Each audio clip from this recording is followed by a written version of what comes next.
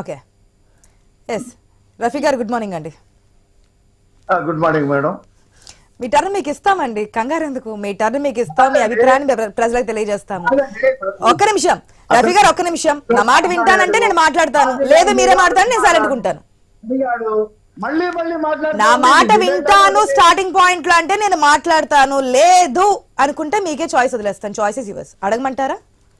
చెప్పండి.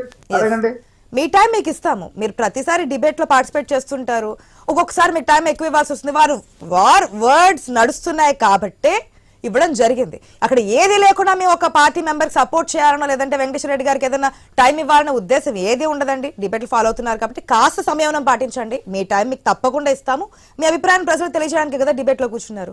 ఎస్, వాళ్ళు ఏమంటున్నారంటే ప్రతిసారి కూడా చంద్రబాబు నాయుడు చెప్పింది చెయ్యరు, ప్రజలకు ఒక విధానం అంటే చెప్పేస్తారు ముందే, కానీ 5 years టైం కూడా అది నడిపించేస్తారు. మేము 5 years లో అవుతుంది అనుకుంటున్నాము, కానీ అవ్వట్లేదు, ఇంకో 5 సంవత్సరాలు ఇచ్చుండి చేసే వాళ్ళమనే ఒక లాస్ట్ లో ఎండింగ్ అది చెప్తూ ఉంటారు.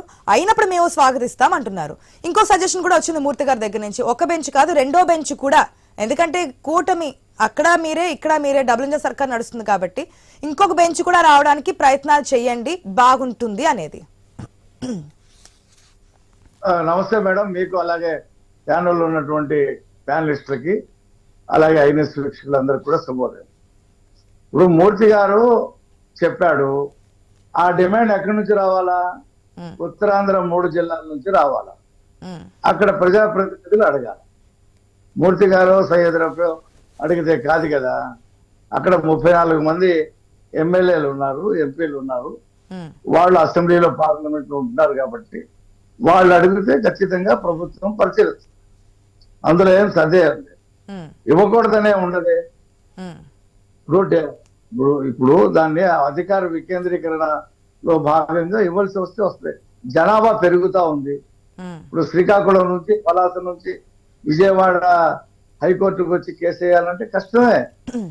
హోటల్లో ఉండాలా, అక్కడ చాలా ఇబ్బందులు పడాలి, ట్రాన్స్పోర్ట్ అంతా కూడా. అదే విశాఖపట్నం అనుకోండి, పలాస వాళ్ళకి దగ్గర అవుతుంది, పొద్దున బయలుదేరతారు, వస్తారు, చేసుకొని వెళ్తారు. ఆ డిమాండ్ అక్కడ ఉండేటువంటి ప్రజాప్రతినిధుల నుంచి, ప్రజా సంఘాల నుంచి రావాలి.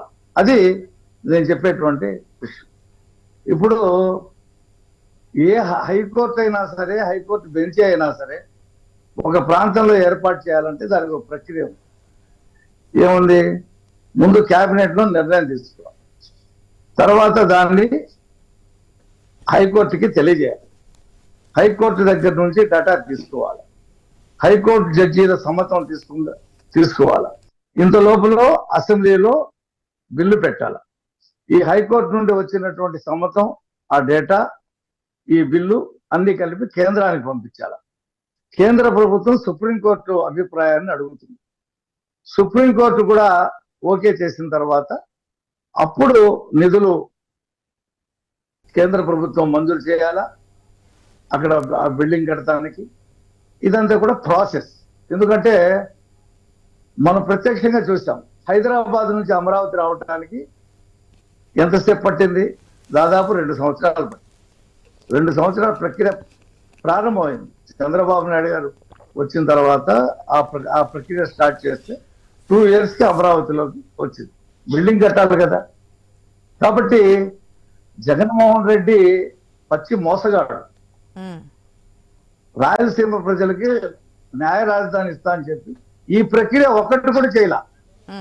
క్యాబినెట్ లో పెట్టలా, హైకోర్టుకి లెటర్ రాయలా, హైకోర్టు చీఫ్ జస్టిస్ తో మాట్లాడలా, అసెంబ్లీలో పెట్టలా, ప్రధానమంత్రితో మాట్లాడలా, కేంద్రానికి పంపించలా, సుప్రీంకోర్టు ఈ ప్రక్రియ చేయలా. కేవలం ప్రాంతీయ విద్వేషాలు రెచ్చగొడటానికి వాడుకున్నాడు. మేము ఈ ప్రక్రియ చేస్తున్నాము, ఇదేమీ దాగడం మూతలు కాదు, ఓపెన్ గా చేస్తున్నారు. రిజిస్ట్రార్ కి ఉత్తరం రాశారు న్యాయశాఖ మంత్రి. ఎన్ని కేసులు రాయలసీమ దగ్గర నుంచి ఈ అమరావతి హైకోర్టుకు వస్తున్నాయి తెలపమన్నారు. ఎందుకు? జస్టిఫికేషన్ కోసం. ఇన్ని కేసులు వస్తున్నాయి కాబట్టి అక్కడ ప్రజలకి సౌకర్యంగా ఉండటానికి బెంచ్ కావాలని చెప్పాలి కదా. ఊరికనే పొలిటికల్ నినాదం ఇచ్చి ఇక్కడ పెట్టేయమంటే కాదు కదా. జస్టిఫికేషన్ అడుగుద్ది కేంద్ర ప్రభుత్వం. ఆ జస్టిఫికేషన్ కోసం రిజిస్ట్రార్కి రాశారు, హైకోర్టు న్యాయమూర్తితో కూడా మాట్లాడతారు. చేసిన తర్వాత ప్రధానమంత్రితో లా మినిస్టర్ తో మాట్లాడతారు, వాళ్ళు సుప్రీంకోర్టు అభిప్రాయం చేస్తారు. ఇదంతా కూడా జరుగుద్ది. ఇవాళ వేస్తే రేపు పొద్దున స్విచ్ చేస్తే బలిపే రాదు. గతంలో మాకు రాయలసీమ ప్రజలు పెద్ద ఎత్తున మద్దతు ఇచ్చారు, మాకు సీట్లు ఇచ్చారు. మేము యువగళంలో మా లోకేష్ గారు చెప్పారు, బహిరంగ సభలో చంద్రబాబు నాయుడు గారు చెప్పారు. దాని ప్రకారంగా చేస్తున్నాం. శుభం పలకరా అంటే అశుభం పలికే వాళ్ళు ఈ రాష్ట్రంలో ఉంటే మరి ఏం చేస్తాం? అది మంచి పని అయితే మంచి పని చేయవలసింది కదా. చేస్తే వాళ్ళు స్వాగతిస్తాం అంటున్నారు. ఇప్పుడు చేస్తే కాదండి, ప్రక్రియ స్టార్ట్ అయింది కదా. ఏదో తూతు మంత్రంగా లాస్ట్ టైం పోలవరం కంప్లీట్ చేస్తాం ఏదైతే చెప్పున్నారో ఆ విధంగానే ఈ ఇష్యూ అనేది ఏదో చేస్తామనేది 5 సంవత్సరాలు వాళ్ళ అభిప్రాయం ఏంటంటే జమిలీ వచ్చే అవకాశం ఉంది. మొన్న కూడా ఆ పార్టీ అధినేత మాజీ సీఎం కూడా చెప్పున్నారు, జమిలియో బిమిలి ఏదో రాబోతుంది, సో ఇలా 5 years టర్న్ కూడా ఉండకపోవచ్చు, అది వచ్చిందంటే మా పార్టీ అధికారంలోకి వస్తుందని ఒక కామెంట్ చేస్తున్నారు. సో ఒకవేళ జమిలీ కనుక 2 years ముందే వచ్చుంటే ఆఫ్టర్ 3 years తర్వాత మళ్ళీ ఒక 6 months మనకి ఎలక్షన్స్ టైంలోనే పోతుంది. ఆయన అలా కళలు కనవనండి, జమిలీకి మీరు యాక్సెప్టబుల్ కదా. ఏమంటే జమిలీ రావడానికి నేను ఒక డిబేట్ లో చెప్పా, ముందు జనాభా లెక్కల సేకరణ జరగాల, దాంట్లో కులగణ చేస్తారా లేదా తేల్చాలా, మహిళలకు 33% రిజర్వేషన్స్ ఇంప్లిమెంటేషన్ చేయడానికి ఉన్న 543లో ఇస్తారా లేదా కొత్త నియోజకవర్గాలు పెంచుతారా, పెంచితే వాటి స్వరూపం ఏంటి, మూడోది ఏదైనా కావచ్చు, ఇంకా టైం అయితే ఉంది కదా. గత ఎలక్షన్స్ కనుక్కున్నాం అది కాదని చెప్పి తెలుసు. ఆ జమిలీ ఎలక్షన్స్ కూడా ఇప్పుడు మీరు ఏదైతే బెంచ్ గురించి అడుగులు పడుతున్నాయో జమిలీ ఎలక్షన్స్ గురించి కూడా అడుగులు వేస్తున్నారు, కమిటీలు వేస్తున్నారు, మనం ఏదో చూస్తూనే ఉన్నాం. హోప్ వాళ్ళ అభిప్రాయం వాళ్ళది, మీ అభిప్రాయం మీది, వాళ్ళ అభిప్రాయం వాళ్ళు వ్యక్తం చేస్తున్నారు. చెప్పారు ఇప్పుడు విభజన చట్టం ప్రకారంగా తెలంగాణ ఆంధ్రాకి సీట్లు పెంపు ఉంది, ఇక్కడ 50 30 వాటిని గుర్తించాలి. ఇవన్నీ కూడా 2-3 సంవత్సరాలు అయ్యే విషయం కాదు, ఇట్ విల్ టేక్ టైం. కాబట్టి ఆయన కళ్ళలకు అనవచ్చు పాపం అధికారం పోయిందని, మేము కళ్ళకు అంటున్నాం ఆయన అమెరికా వాళ్ళు ఎత్తుకుని వెళ్ళిపోతారని 1750 కోట్లు దిగమింగాడు కాబట్టి మేము కళ్ళలుగా అంటున్నాం ఆయన అమెరికా వాళ్ళు ఎత్తుకుపోతారని చెప్పి, FBI వచ్చి తీసుకుని వెళ్ళిపోద్దని. ఎవరి కళ్ళ ఆడుకుంటాయి కదా, అదే మేము అంటున్నాం. మీ అభిప్రాయంలో మీరు కరెక్ట్, అభిప్రాయంలో ఆయన కరెక్ట్. ఆయన ప్రజల గురించి ఆలోచిస్తున్నారు, చేస్తే ఓకే మేము యాక్సెప్ట్ చేస్తాము, కానీ అనుకున్న టైంలో మళ్ళీ జమిలీ వచ్చి అరే మేము చేయలేకపోయాం, మేము 5 years అనుకున్నాం కదా అని చెప్పి మళ్ళీ ఎలక్షన్స్ లో ఇదొక స్టంట్ కింద ఉపయోగించే ప్రయత్నం కాదు. వీళ్ళంత వరకు ముందుకెళ్లారు కాబట్టి మీ టర్మ్ లో అది ఎంత త్వరితగతిన అయితే అంత త్వరితగతిని పూర్తి చేయండి, మేము సపోర్ట్ చేస్తాము అంటే మా అభిప్రాయం ప్రకారం రావడం మేము వ్యతిరేకించట్లేదు అంటున్నారు అని క్లియర్ కట్ గా. ఇందాక మీరు చెప్పారు పోలవరం కడుతుందని ఆపేశాడు, రివర్స్ టెండరింగ్ చెప్పి వెనకేశాడు, ఎప్పుడు కడతాం చెప్పలేక చేతులు వచ్చాడు. మేము కడుతున్నాం కదా 990 కోట్లతో డయాఫ్రమ్ వాళ్ళకి శంకుస్థాపన చేస్తున్నాం. ఏదైనా కావచ్చండి, 70% కంప్లీట్ అయిపోయిందని చెప్పి ఆనాడు సోమవరం పోలవరం అని చెప్పేసి పెట్టుకొని ఒక టూర్స్ కింద పెట్టి అవన్నీ ఒక్క నిమిషం సార్ కంప్లీట్ చేసామన్నారు. ఆ డయాఫ్రామ్ వాళ్ళు స్పిల్వెల్ అని చూసిన తర్వాత ఎటొచ్చి దానం ప్రజాధనమే, అది రాష్ట్రాన్ని అవ్వచ్చు కేంద్రాన్ని అవ్వచ్చు, ప్రజల పని రూపాయన వచ్చింది కదా. ఏ ప్రభుత్వం తప్పు చేసినా చివరికి నష్టపోయేది అయితే ప్రజలే. ఈ టర్మ్ లో కంప్లీట్ చేస్తామంటున్నారు, కంప్లీట్ చేయండి, అదే కదా కావాల్సింది. మూర్తి గారు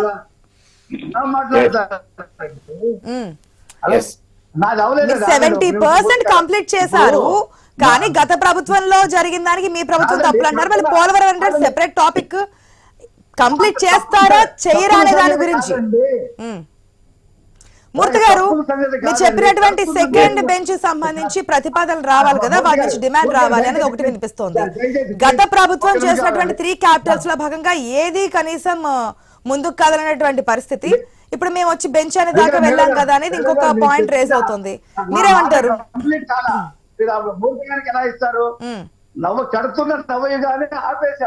మీరు మళ్ళీ అమెరికాకి వెళ్ళి అమెరికా తలుపు తట్టి అన్ని చేస్తానంటే కనుక నేను టాపిక్ సమయం ఇవ్వను. రఫీ గారు మనం టాపిక్ మాట్లాడుతున్నాము, హైకోర్టు గురించి మాట్లాడుతున్నాము, హైకోర్టు గురించి మాట్లాడంటే మీకు సమయం ఇస్తాను. మీరు ఏదో వెళ్ళి ఏదో మాట్లాడంటే నేను సమయం ఇవ్వదలుచుకో, ఎందుకంటే మళ్ళీ మీరు మాట్లాడితే ప్యానల్ మెంబర్స్ అందరూ కూడా దానికి సంబంధించి క్లారిఫికేషన్ ఇవ్వాల్సి వస్తుంది, డైవర్ట్ అవుతుంది. మీరు చెప్పిన పోలవరం గురించి నేను మాట్లాడుతున్నా. నేను అదే మీరే అంటున్నా. పోలవరం గురించి చెప్పారు. అంతకుముందు నేను యుఎస్ గురించి చెప్తారు. యుఎస్ మన టాపిక్ లో ఉందా? నేను పోలవరం కడతా లేదు. ఉన్నాం. మీరు చెప్పారండి. మీరు ఎగ్జాంపుల్ గా చూపించారు పోలవరాన్ని. చేశారా? పోలవరం కడతా ఉండగా కంప్లీట్ చేశారా? మీ టర్న్ లో చేస్తా అన్నారు, జగన్మోహన్ రెడ్డి గవర్నమెంట్ లో చేస్తున్నారు. ఎవరు చేయలేదు కదా. చేయని పాయింట్ చెప్పున్నాము. మా మూర్తి గారికి చెప్పాలండి పోలవరం గురించి. మేమేమైనా పోలవరం వ్యతిరేకంగా చేశామో కట్టకుండా వ్యతిరేకంగా ఉన్నారని ఎవరు చెప్పారు? ఎవరు చెప్పలేదు వ్యతిరేకంగా ఉన్నారని. కంప్లీట్ చేయనటువంటి పనులు ఆయనైతే కంప్లీట్ చేస్తున్నారన్నారు. ఆ పార్టీకి ఏదైతే కంప్లీట్ చేయలేని పనుల గురించి చెప్పున్నాము. టీడీపీ గవర్నమెంట్ కూడా గతంలో ఉన్నప్పుడు చేయనటువంటి పనులు చెప్తూ ఉన్నాము. మీరు చెప్పారో చెప్పలేదో 14, 19 పోలవరం కంప్లీట్ చేస్తామని చెప్పి చెప్పున్నారు కదా. ట్రై చేశారు, అవ్వలేదు. ట్రై చేశారు, అవ్వలేదు. అతను కేసులు వేశాడు. ప్రపంచ బ్యాంక్ ఉత్తరాలు రాశాడు నిధులు ఇవ్వద్దని చెప్పి 18 దాకా. రఫీ గారు మరి క్లియర్ గా మాట్లాడుతుంటారు. ప్రజలకి కేసులా వచ్చిన నిధుల ఇవన్నీ కాదు, మీరు చెప్పినటువంటి హామీలు. వారు చెప్తారు 3 క్యాపిటల్ గురించి మేము సహకరించాము, కూటమి నాయకులు కేసులు వేస్తారు అందుకే అవ్వలేదని చెప్పి. అది కాదు కదా. మీరు ఇచ్చినటువంటి హామీలు ఎంతవరకు కంప్లీట్ చేశారనే దాని గురించి ఆయన మాట్లాడారు. ఆ పార్టీ క్లారిటీ ఇచ్చున్నాము, మీకు క్లారిటీ ఇచ్చున్నాము. ఆ చిత్తశుద్ధి చూసే గోదావరి జిల్లాలో మొత్తం సీట్లు మాకు ఇచ్చారు. ఎప్పుడు? ప్రజలే ఇచ్చారు మాకు. ఎప్పుడు? మన ఎన్నికల్లో. ఎస్, ఈ టర్మ్ ఎలక్షన్స్ లో. ఈ టర్మ్ ఎలక్షన్స్ లో ఈ టర్మ్ ఎలక్షన్స్ లో సార్ 19లో కాదు. ప్లీజ్ మూర్తి